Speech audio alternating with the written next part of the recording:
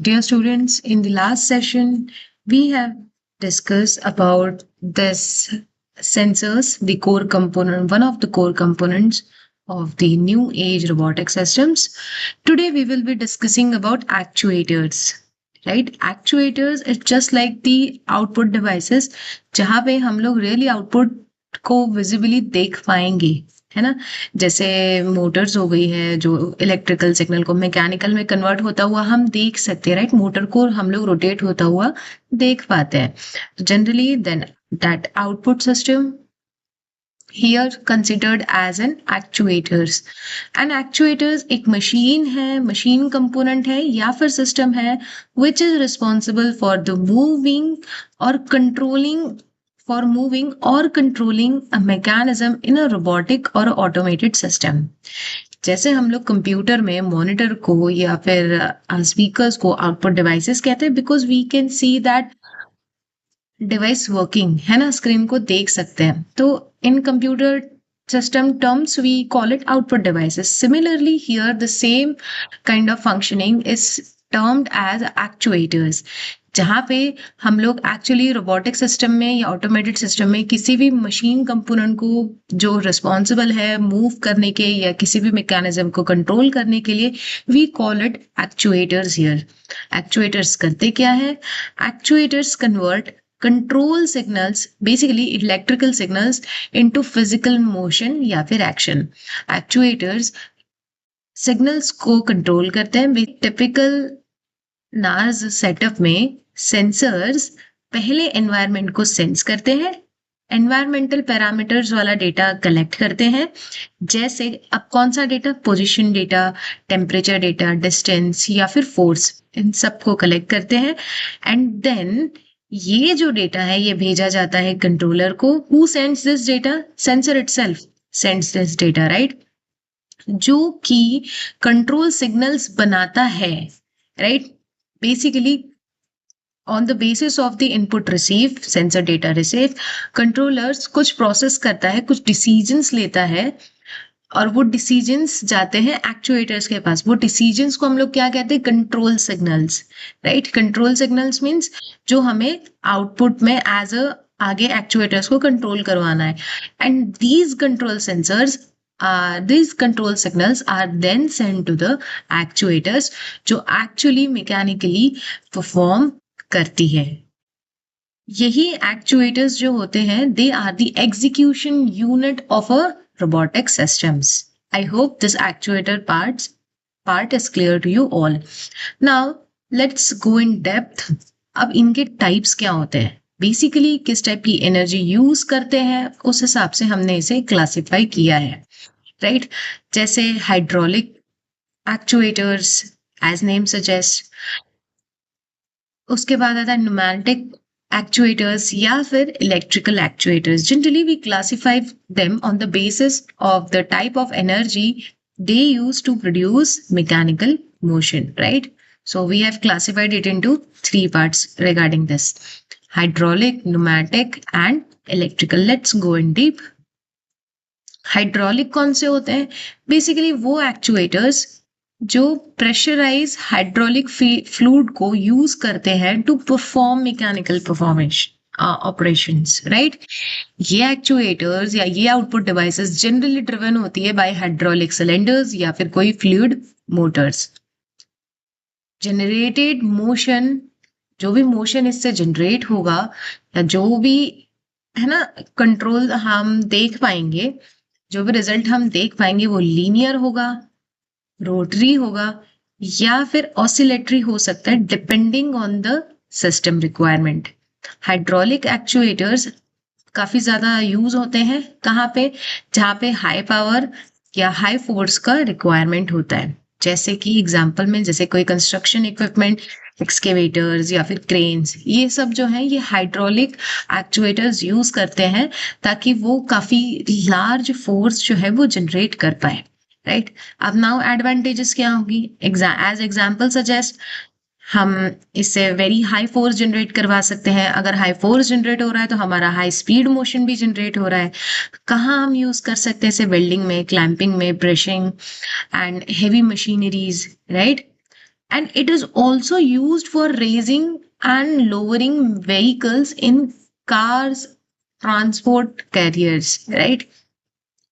Now let's talk about its drawbacks. The first drawback is इनका fluid leakage, right? अगर fluid leakage होगा तो हमारा एफिशिएंसी लॉस होगा, right?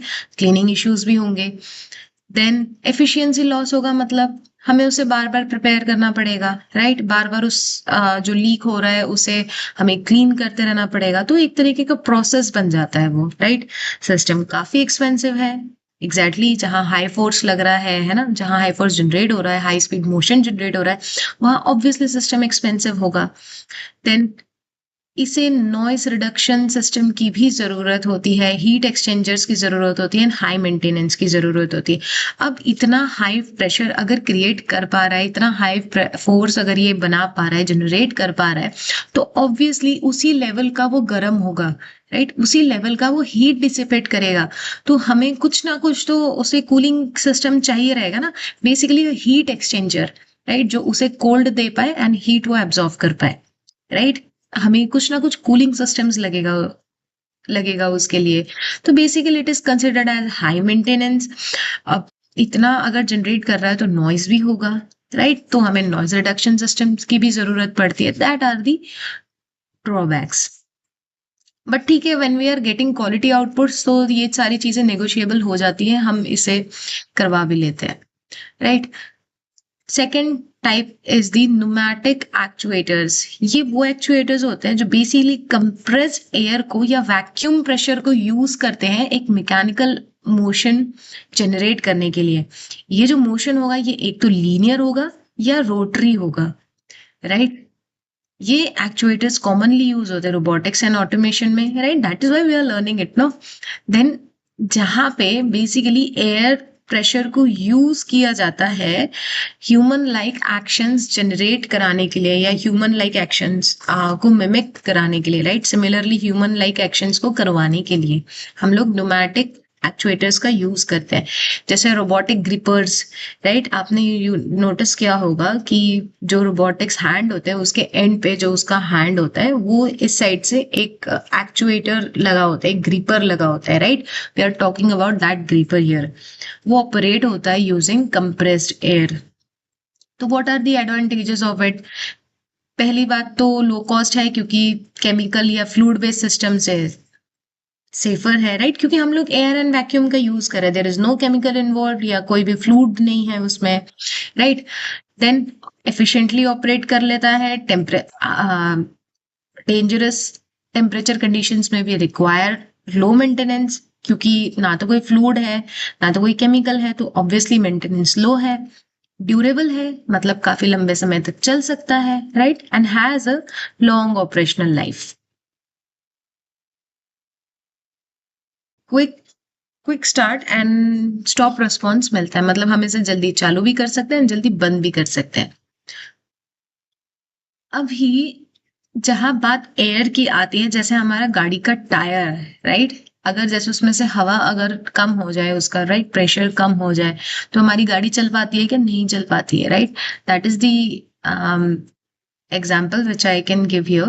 Disadvantages of this pneumatic actuators कि pressure loss जो है वो efficiency कम कर देता है, राइट? जैसे गाड़ी में हमारा टायर में अगर प्रेशर कम हो गया, राइट? चेक होता है ना 30-35 इस तरीके का, राइट? तो हमारी गाड़ी नहीं चल पाती है, मतलब एफिशिएंसी नहीं मिल पाती है सिस्टम की। इसे कंटिन्यूअसली रनिंग एयर कंप्रेशर चाहिए, राइट? हवा पोल्यूटेड भी हो सकती है, विच इज ऑब्वियसली है, राइट? तो हमें उसका फिल्ट्रेशन एंड उसका मेंटेनेंस भी देखना पड़ता है। उसके बाद थर्ड तरीके के एक्चुएटर्स आते हैं जो बेसिकली इलेक्ट्रिकल एनर्जी यूज करते हैं to produce and mechanical motion.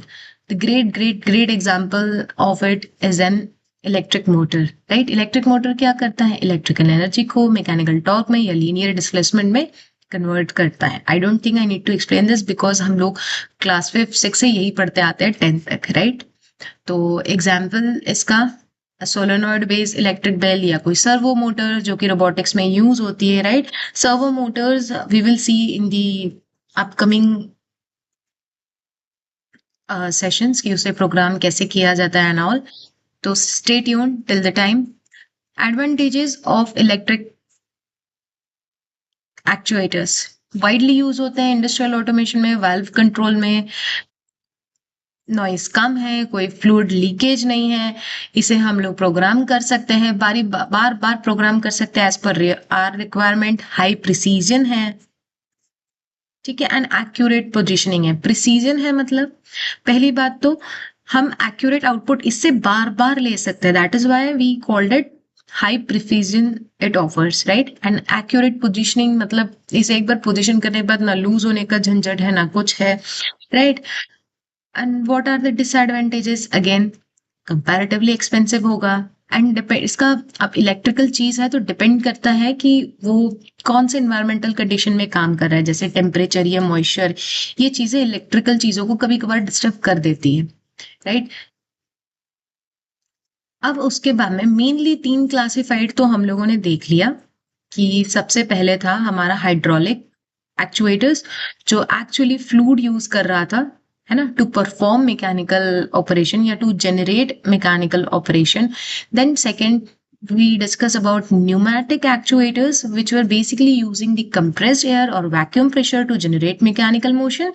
And the third one we discuss is the electrical actuators, basically the actuator which uses the electrical energy to produce mechanical motion.